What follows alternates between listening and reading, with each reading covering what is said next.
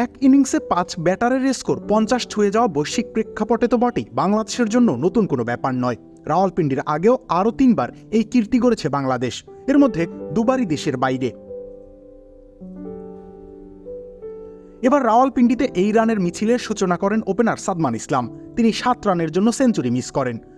এরপর তারই দেখানো পথে হাঁটেন মুমিনুল হক সৌরভ, লিটন কুমার দাস, দুজনেই হাফ সেঞ্চুরি করেন। টেস্টের চতুর্থ দিনে নিজের ক্যারিয়ারের 11তম সেঞ্চুরি পেয়ে যান মুশফিকুর রহিম, আর তার সাথে জুটি গড়ার পথে ক্যারিয়ারের 7ম টেস্ট হাফ সেঞ্চুরি পান মেহেদী হাসান মিরাজ। এর আগে সর্বশেষ বাংলাদেশ এমন ঘটনার সাক্ষী হয় 2021 সালে। সেবার শ্রীলঙ্কার বিপক্ষে পালেকেল্লেতে নাজমুল হোসেন শান্ত ও মুমিনুল সেঞ্চুরি করেন প্রথম ইনিংসে। সেই ইনিংসে মুশফিক, তামিম ইকবাল এবং লিটন দাস হাফ সেঞ্চুরি পান। 10 রানের জন্য সেঞ্চুরি মিস করেন তামিম ইকবাল।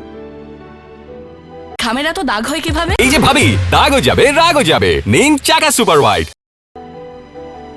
2017 সালে নিউজিল্যান্ডের বেসিং রিজার্ভে প্রথম ইনিংসে ডাবল সেঞ্চুরি করেন সাকিব আল হাসান, মুশফিক করেন 159। সেবার এই ইনিংসে হাফ সেঞ্চুরি দেখা পান তামিম, মুমিনুল ও সাব্বির রহমান। এর আগে 2012 সালে দেশের মাটিতে ওয়েস্ট ইন্ডিজের বিপক্ষে এক ইনিংসে 6টি হাফ সেঞ্চুরি পেয়ে যেতে পারত বাংলাদেশ দল।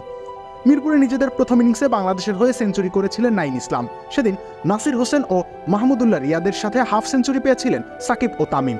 মুশফিক 7 রানের জন্য মিস করেন হাফ সেঞ্চুরি। এক ইনিংসে 7 ব্যাটারের হাফ সেঞ্চুরি দেখা গিয়েছে 3 বার। এর প্রথমটা সেই 1934 সালের ঘটনা। ম্যানচেস্টারে অস্ট্রেলিয়ার বিপক্ষে এই কীর্তি গড়েছিল স্বাগতিক ইংল্যান্ড। এরপর 2006 সালে করাচিতে ভারতের বিপক্ষে পাকিস্তান এবং লর্ডসে ইংল্যান্ডের বিপক্ষে শ্রীলঙ্কা গড়ে একই কীর্তি। রবিউল ইসলাম রানী, খেলা 71।